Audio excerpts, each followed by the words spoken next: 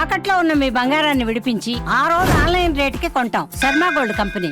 అందరికీ నమస్కారం అండి. నేను Geetanjali. Welcome to Suman TV. మనతో పాటు ఉన్నారు రామకిషోర్ ఆచార్యులు గారు. ఇలా నేను చెప్పే కన్నా శ్రీవారి దాసుడు అంటే అందరికీ బాగా అర్థమవుతుందండి.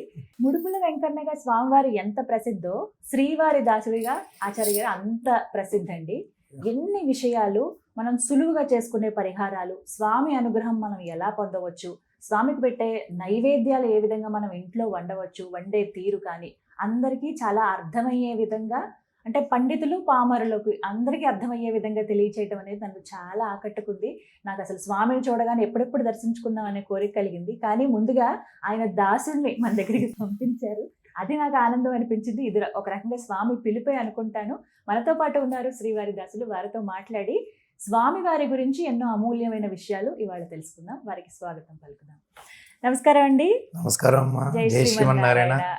చాలా సంతోషం మిమ్మల్ని కలవడం. చాలా సంతోషం అండి. అంటే స్వామి వచ్చారేమో అన్నంత వారు పంపించారు మిమ్మల్ని మీ రూపంలోనే చూసుకుంటే. నాకు మిమ్మల్ని కలవడం ఆనందం. ఎందుకు అంటే కనుక ఇప్పుడు ఎంతో మంది ఆధ్యాత్మికవేత్తలు, ఎంతో మంది వేద పండితులు, నేను ఈరోజు ఒక్కడిని అవ్వచ్చు, కానీ మీరు ఎంతో మందితో మాట్లాడి ఎన్నో ప్రశ్నలు అడిగి అసలు మీరు అంటే సమాజానికి ఎంత మంచి కార్యక్రమాలు తీసుకెళ్ళి చూసిన వాళ్ళల్లో ఒక్క 10 మంది అయినా ఆ గురువులందరూ చెప్పిన విషయాలు తెలుసుకుని 100 మంది చూసి 10 మంది మారినా బాగుంటుంది అనే ఉద్దేశంతో మీరు నాకు చాలా ఆనందంగా ఉంది మిమ్మల్ని కలవడం.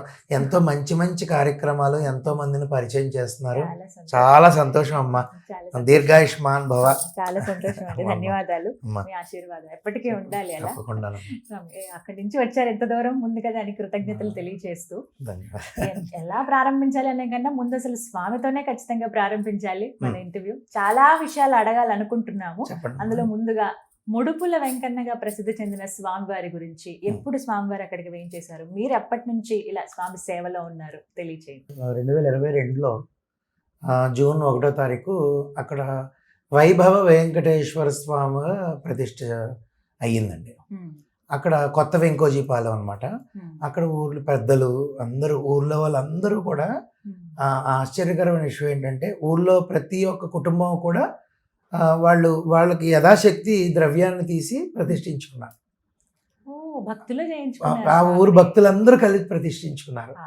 అయిన తర్వాత నేను అక్కడికి స్వామివారి అనుగ్రహంతో ప్రతిష్ఠ అయిన దగ్గర నుంచి అక్కడ మా అన్నయ్య రాఘవన్ ఆచార్యులు గారు ఉన్నారు, ఆయనే ప్రతిష్ఠ చేశారు. సో ఆయన ద్వారా నన్ను అక్కడ నియమించడం జరిగింది. అప్పటి నుంచి నేను అక్కడే ఉన్న తర్వాత కొద్ది కాలంకి ఒక 2-3 నెలలకి నాకు ఒక చాలా ఇబ్బందికరమైన సంఘటన జరిగింది.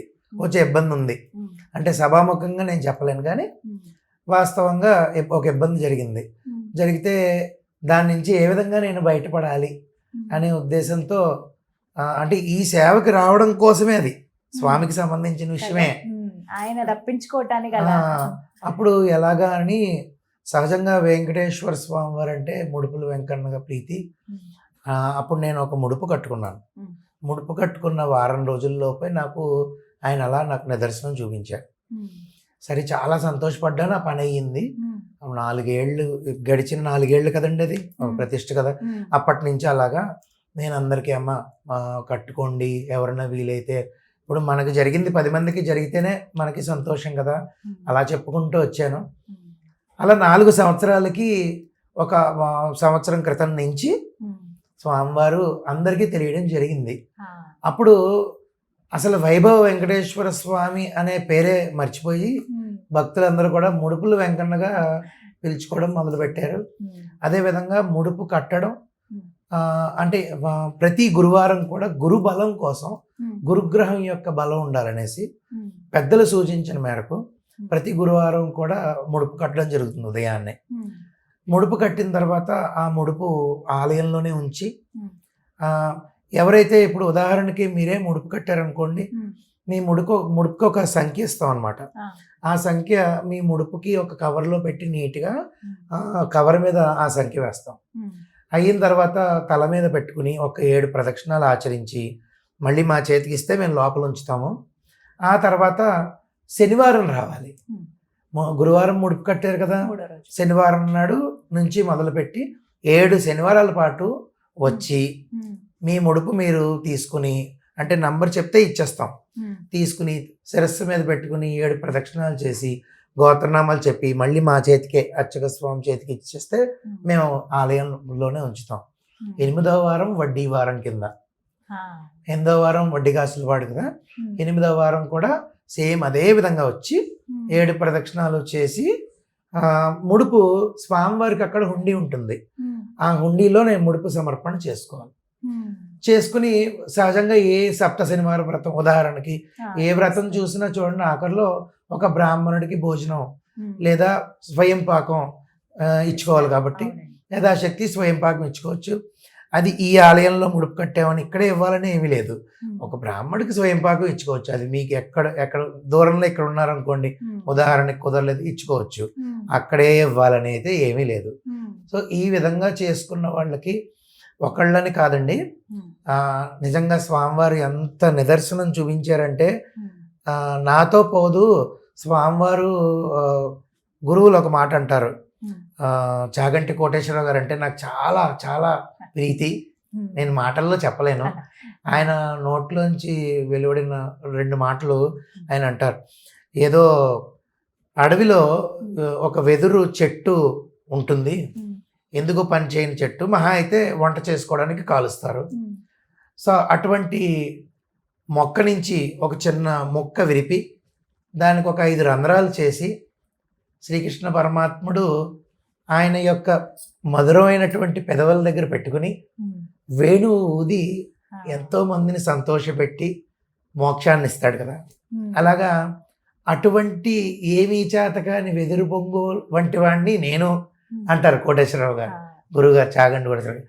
అటువంటి వాడి చేత రామాయణం అంతా చెప్పించింది స్వామి చెప్పించాడు అని అంటారు. అలాగా నేను అంత పెద్ద పెద్ద ఉపమానాలు చెప్పలేను, కానీ అటువంటి ఓ చిన్న గడ్డి పోసలు అంటువాడిని అనుకోండి, నన్ను పనిముట్టుగా ఆయన ఉపయోగించుకోవడం నేను చాలా చాలా చాలా ఎన్నో జన్మల సుకృతంగా భావిస్తాను. నా ద్వారా 10 మందికి తెలియజేశారు ఆయన.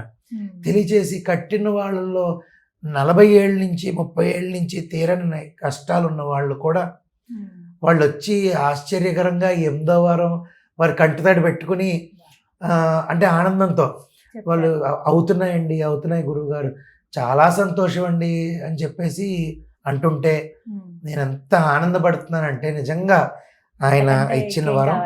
అవే నిదర్శనాలు. కొంతమంది ఉన్నారు అవ్వలేని వాళ్ళు, మాట్లాడుకోవాలండు, కానీ వాళ్ళు కొంచెం సమయం తీసుకుని వాళ్ళకు అవుతున్నాయి. కాబట్టి కానీ ఎంతో మంది అండి, ఇందులోనూ నేను నా దీని ద్వారా వీడియోలో చెప్పింది మొదట్లో చెప్పుకున్నా, స్వామివారికి సంబంధించింది స్వామివారి గుడి డెవలప్ అవ్వడంలో తప్పు లేదు, మనం ప్రచారం చేయాలి మన దాని గురించి అని. కానీ తర్వాత ఏం ప్రచారం లేదు, ఏమీ లేదు. అందరూ భక్తులు ఇలా అవ్వడంతో వాళ్ళు 10 మందికి చెప్తే 10 మంది వచ్చి కట్టడం. ఈరోజు ముడుపులు వెంకన్నగా ఆయన ప్రసిద్ధి చెంది ఎంతో అద్భుతమైన భక్తులందరికీ కూడా అద్భుతమైన దీన్ని కల్పిస్తున్నారు స్వామి, అందరినీ అనుగ్రహిస్తున్నారు.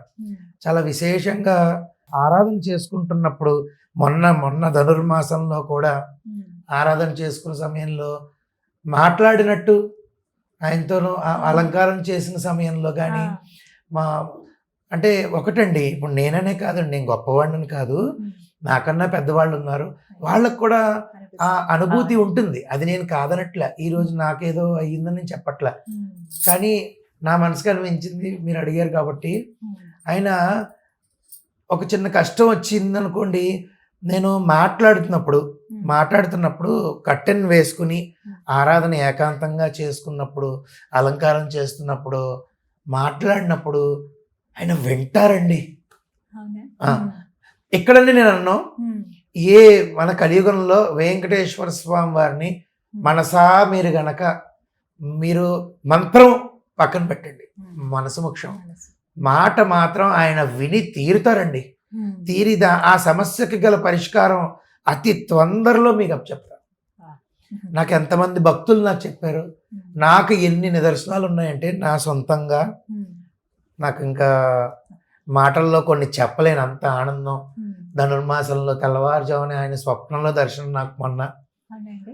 మొన్నే 27వ పాసరం నాడు ఉదయాన్నే తెల్లవారుజామున ఆయన స్వప్నం ఆ మూర్తే, అదే మూర్తి వెళ్ళిపోయేటప్పుడు ఆఖరిలోనూ నివేదన చేసి పాలవి నివేదన చేసి వెళ్ళేటప్పుడు పాదాలు పట్టుకుని, అంటే అలసిపోయి ఉంటారు, పాదాలు పట్టుకుని అన్నీ కొంచెం నొక్కి స్వామి వెళ్ళొస్తాను అని ఒక్క మాట ఆయనకి విన్నపం చేసుకుని వెళ్ళిపోతున్నప్పుడు, అంటే ఎప్పుడు ఒక బాధ ఉంటుంది ఏంటంటే స్వామిని నేను ఎప్పుడు నా కొడుకులా చూసుకుంటాను. అంటే నా కొడుకుని అనుకోండి మనం ఎక్కువ ప్రేమించవచ్చు, ఎక్కువ ప్రేమించుకుంటూ రేపు పాలు తాగేవా లేదంటే అన్నం తిన్నావా, అదేం తినడం కొంచెం తిను అని మనం అడిగి ఆ విధంగా మనం చూసుకోవచ్చు. ఎప్పుడే కూడా చిన్నపిల్లాళ్ళ చూసుకోగలిగితే మాత్రం. అప్పుడు తలుపులు వేసేసి వెళ్ళిపోతూ ఉంటే నేను ఒక్కడనే పెట్టేసి లోపల పెట్టి వెళ్ళిపోతున్నానే అని ఒక చిన్న ఇది ఉంటుంది అనమాట మనసులో. కానీ మరి అలా తప్పదు అది. కాబట్టి నేను వెళ్ళి పాదాలు నొక్కి వెళ్ళేటప్పుడు కల్లో కూడా స్వామి అలాగే దర్శనం ఇచ్చారు. నేను పాదాలు నొక్కుతూ ఇలా పైదాకా మోకాళ్ళు అవి నొక్కుతూ ఉంటే, ఏమిటి ధనుర్మాస ఉత్సవాలన్నీ బాగానే జరుగుతున్నాయా, నేను మీతో ఏదో స్నేహపూర్వకంగా మాట్లాడినట్టు, స్వామి అది కాదు అక్కడ.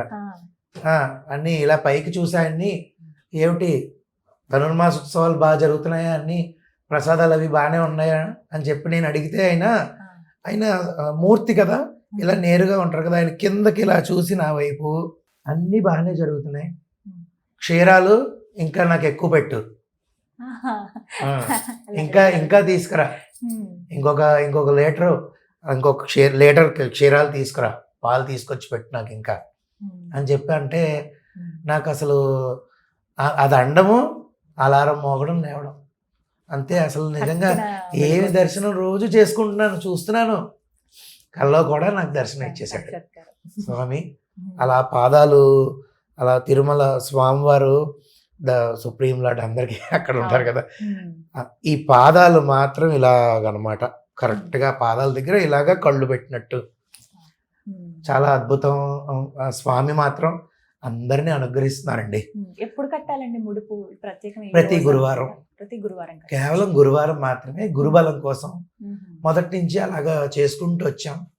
గురువారం కట్టడం సమయం ఉంటుంది. సమయం అంటే ఉదయం ప్రతి గురువారం కూడా 10 దాటింది అనుకోండి, 10:18 నిమిషాలు దాటితే దుర్ముహూర్తం వస్తుంది. అలా కాకుండా ఉదయం మేము 5:30-6 గంటల నుంచి మొదలు పెడతాం. 6 గంటల నుంచి 10 వరకు కడుతూనే ఉంటాం. దూరాల నుంచి వచ్చిన వాళ్ళు వస్తారు కదా అని చెప్పేసి అందరికీ కూడా ఒక 200 మంది టోకెన్ల కింద పెట్టుకున్నాం. ఆలయం కొంచెం చిన్నది, భక్తులు పెరిగారు. పాపం ఒక భక్తులు మరి శనివారం వచ్చి 7 ప్రదక్షిణాలు చేసి బయటికి వెళ్ళాలంటే గంట పడుతున్నారు. అందుకని వాళ్ళ కంఫర్ట్ కోసం అని చెప్పి ప్రతి గురువారం నాడు ఒక 200 ముడుపులు కట్టాలి అని ఈ ఆలయ వ్యవస్థ అంటే కమిటీ వారు, అర్చక స్వామి, మేము అందరం నిర్ణయించుకోవడం జరిగింది. అలాగా నీట్గా వెళ్తున్నాం. గురువారం కట్టిన తర్వాత 8 శనివారాలు రావాలి. మధ్యలో ఒకవేళ ఏమన్నా ఇబ్బంది అయితే ఆడవారికి సహజం కదమ్మా అది, ఆ వారం ఆపేసి మొదలు పెట్టుకోవచ్చు. చూడండి ఇప్పుడు సప్త శనివార వ్రతం ఇవన్నీ ఎలా చేస్తాం అంతే. అదే మగవారికి అటువంటివి ఏమి ఉండవు. కాబట్టి వాళ్ళు వీలైనంత మటుకు ఎటువంటి గ్యాప్ లేకుండా చేసుకుంటే మంచి ఫలితం. చాలామంది నేను సక్సెస్ అయిన వాళ్ళని, అనుకున్న కోరిక అయిపోయిన వాళ్ళని, అవ్వలేదు గురువు గారు అన్న వాళ్ళను కూడా నా నంబర్ ఇచ్చి నాకు ఫోన్ చేయండి ఖాళీ ఉన్నప్పటికీ, ఎందుకు అవ్వలేదు అనేది మనం చూద్దాం అంటే తెలుసుకుందాం. వాళ్ళతోనూ ఒక 5-10 నిమిషాలు నేను సంభాషణ చేస్తాను. నియమాలు ఏ విధంగా పాటించారు, ఎన్ని వారాలు వచ్చారు, మీరు ఎప్పుడు గ్యాప్ ఏమైనా ఇచ్చారా, ఎందుకు గ్యాప్ ఇవ్వాల్సి వచ్చింది, ఇవన్నీ తెలుసుకుంటారండి. అంటే రేపు పొద్దున్న మనం ఇంకా మంచి చెప్పచ్చు 10 మందికి. ఎక్కడ నియమాలు ఏంటంటేనమ్మా, ఎప్పుడైతే ముడుపు కడతామో గురువారం అక్కడి నుంచి 8వ శనివారం పూర్తయ్యే వరకు కూడా మాంసాహారం అలవాటు ఉన్న వాళ్ళు మానేయాలి. తర్వాత ప్రతి శనివారం బ్రహ్మచర్యం పాటించాలి. తర్వాత ఏకభుక్తం, శనివారం నాడు ఉపవాసం అనేది మన కలియుగ వెంకటేశ్వర స్వామి వారు మనది ఈ భూమండలం మీద స్వామివారిని ఆరాధించే వాళ్ళందరూ శనివారం 90% చేసేస్తారు ఉపవాసం. కానీ ఆరోగ్య రీత్యా కుదరని వాళ్ళు ఒక పూట భోజనం చేయొచ్చు, ఒక పూట అల్పాహారం టిఫిన్ చేయొచ్చు. కానీ నూనె తగలకుండా, ఉల్లి వెల్లుల్లి తగలకుండా మనం ఆచరించాలి. తర్వాత ఆ రోజు ఒక్కరోజు భూసేనం చేయాలి. ఆరోగ్య రీత్యా ఇబ్బంది లేనప్పుడు వివాహం అయిన తర్వాత సంసార దాంపత్యం చేసేటటువంటి మంచం మీద పడుకోకూడదు తప్ప సోఫా మీద, దివాన్ కాట్ మీద అలా పడుకోవచ్చు.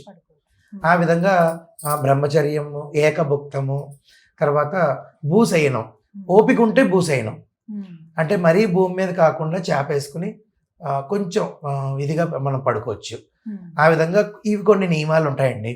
ఈ నియమాలు, ఉపవాసం అంటే మొత్తం మానేవాళ్ళు అని కూడా లేదు అని మీకు తెలిసిందే.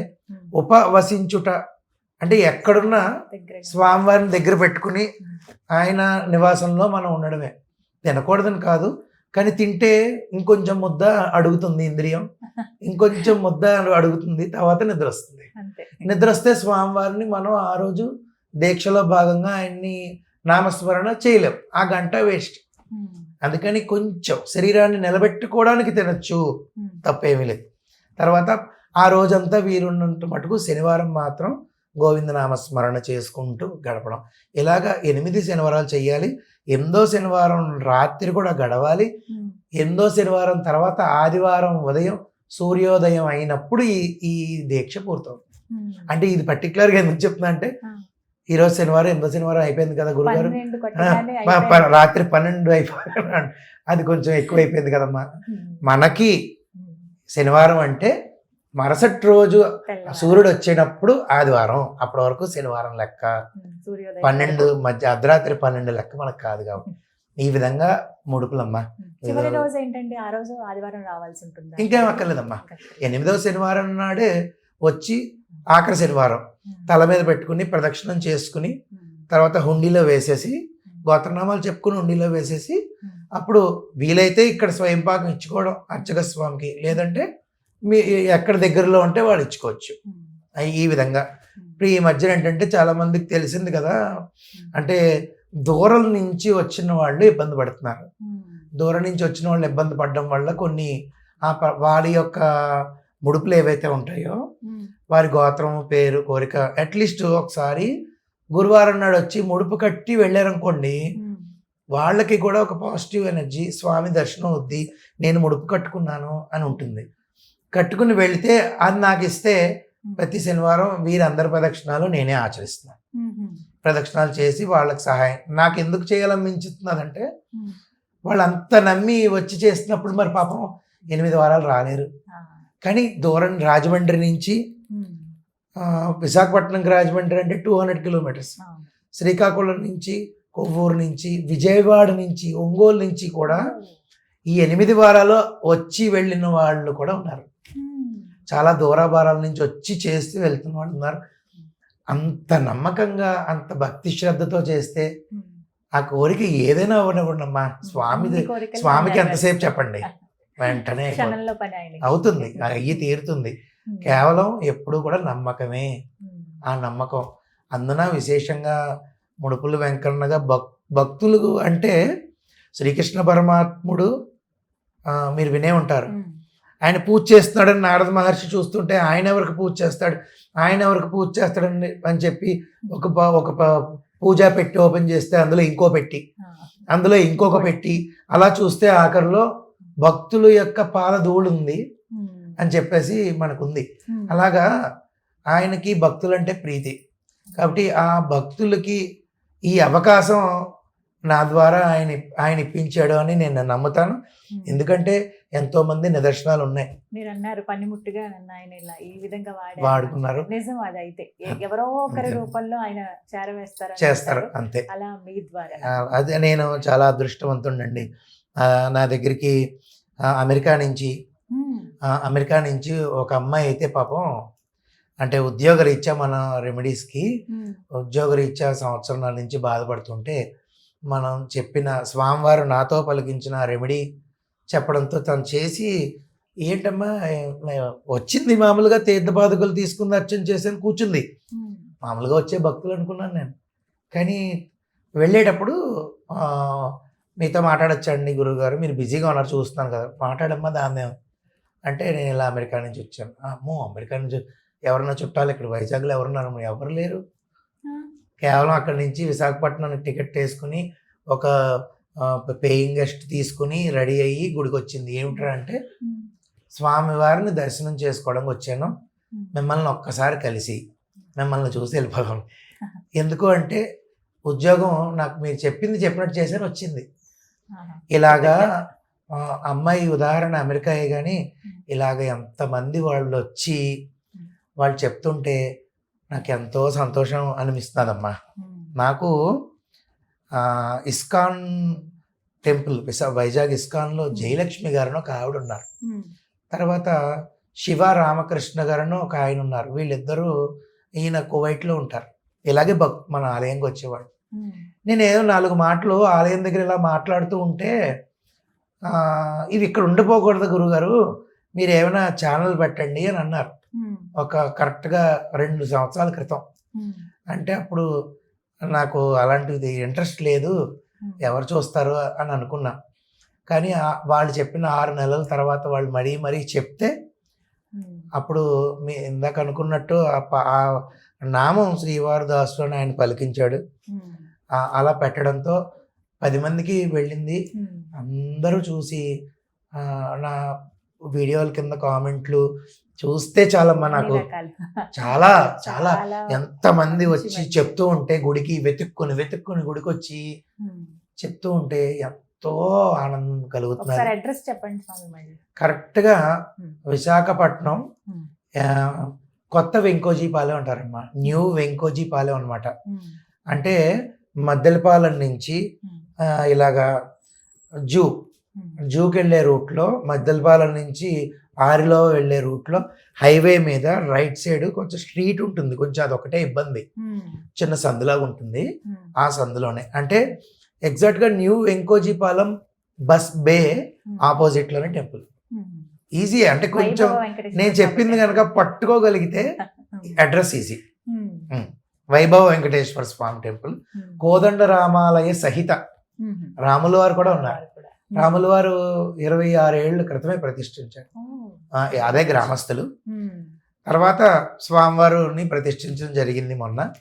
స్వామివారు వచ్చిన తర్వాత